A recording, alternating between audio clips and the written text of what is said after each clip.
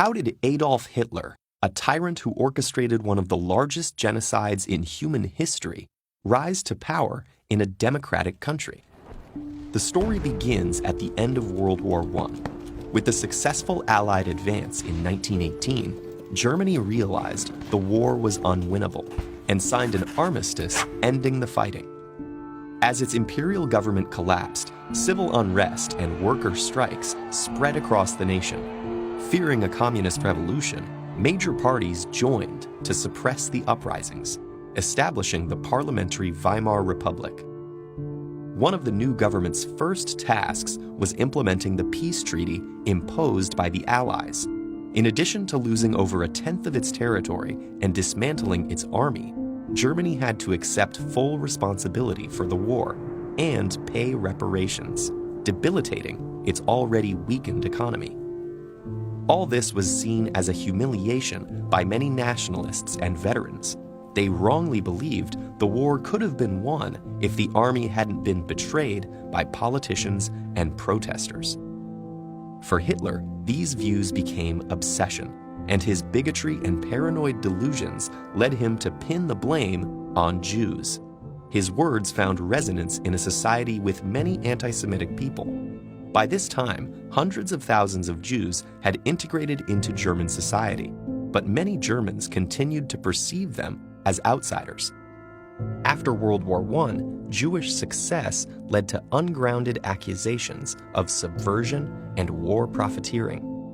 It cannot be stressed enough that these conspiracy theories were born out of fear, anger, and bigotry, not fact. Nonetheless, Hitler found success with them. When he joined a small nationalist political party, his manipulative public speaking launched him into its leadership and drew increasingly larger crowds. Combining anti-Semitism with populist resentment, the Nazis denounced both communism and capitalism as international Jewish conspiracies to destroy Germany. The Nazi Party was not initially popular. After they made an unsuccessful attempt at overthrowing the government, the party was banned, and Hitler jailed for treason. But upon his release about a year later, he immediately began to rebuild the movement. And then, in 1929, the Great Depression happened. It led to American banks withdrawing their loans from Germany, and the already struggling German economy collapsed overnight.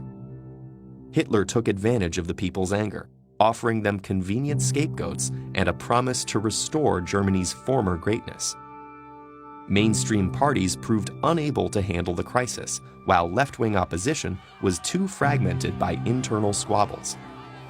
And so, some of the frustrated public flocked to the Nazis, increasing their parliamentary votes from under 3% to over 18% in just 2 years.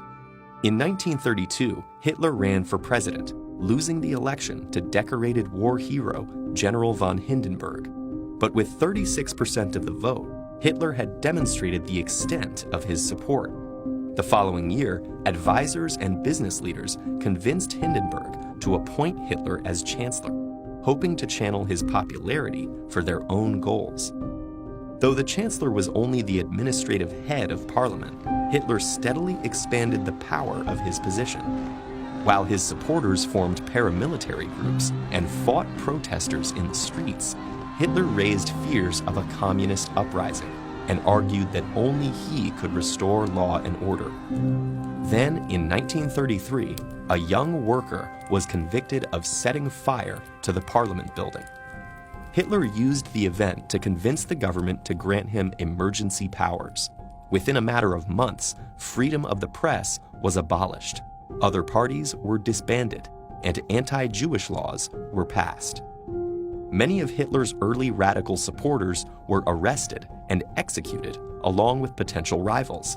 And when President Hindenburg died in August 1934, it was clear there would be no new election. Disturbingly, many of Hitler's early measures didn't require mass repression. His speeches exploited people's fear and ire to drive their support behind him and the Nazi Party.